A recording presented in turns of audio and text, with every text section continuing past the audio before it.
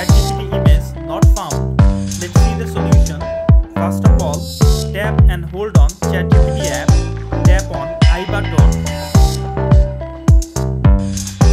Now scroll down and click on ChatGPT storage. From the lower corner, clear cache data from ChatGPT app. Now go back. Now open Google Play Store, or if you are iPhone user, open your App Store. Tap on search icon. Now search ChatGPT. From here, update your ChatGPT app. After complete the update process, open your ChatGPT app. Now click on two lines from the top left corner. Now go to ChatGPT library. From here, try to find out your ChatGPT created image